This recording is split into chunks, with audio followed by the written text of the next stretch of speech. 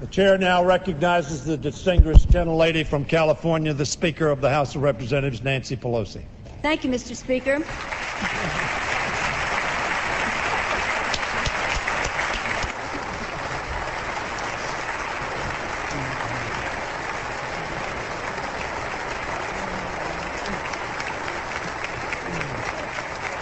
Thank you, my colleagues. I accept that recognition as a recognition of the role of Speaker of the House, a role that Dennis Hastert performed with great distinction, and I rise to salute his leadership, Mr. Speaker.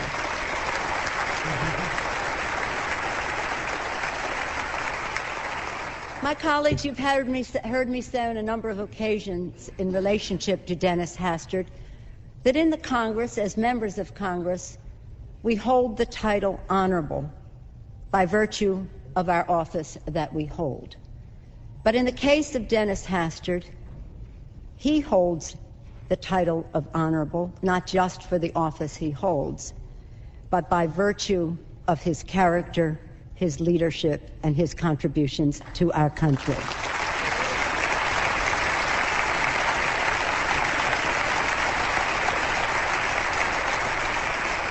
About a year and a half ago in June, we all observed a celebration for Speaker Dennis Hastert when he became the longest-serving Republican Speaker of the House. Long may his record stand.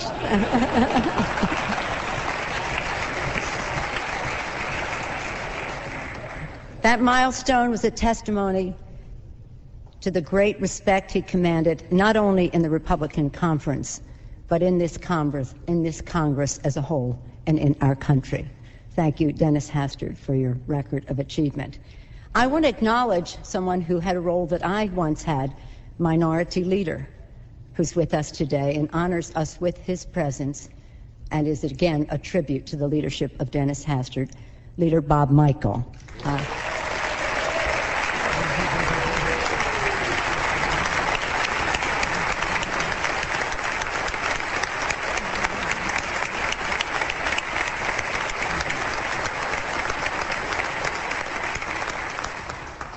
Many of you know, but I think it always bears repeating, that Dennis Hastert has long had a commitment to our country.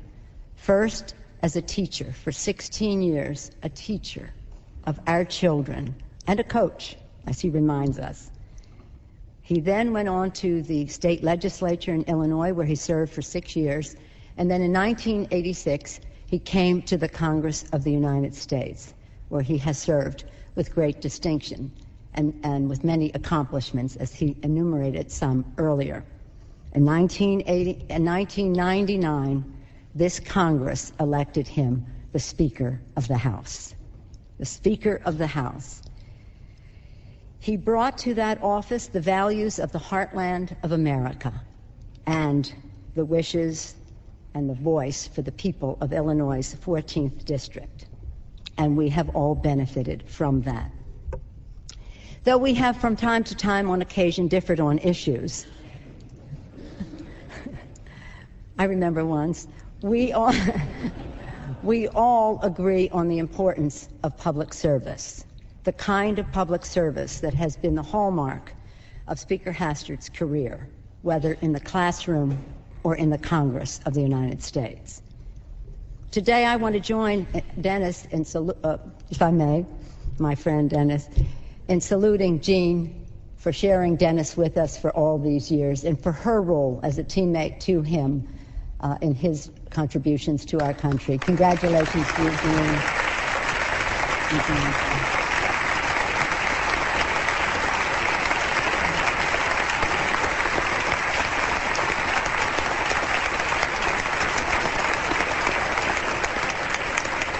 And thanks to Joshua and Ethan and to your entire family.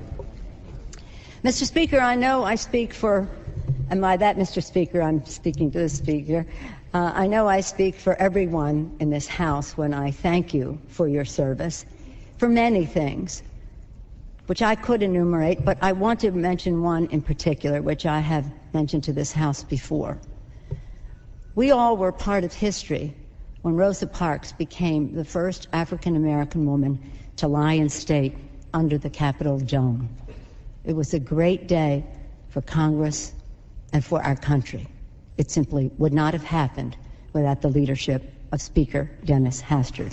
Thank you, gentlemen, very much.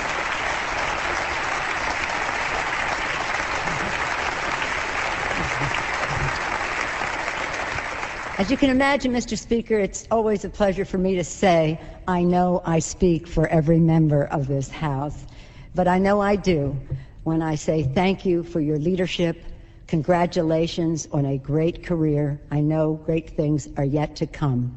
Best wishes to you and your family. Godspeed in your future. God truly blessed America with your service to our country. Thank you, Mr. Speaker.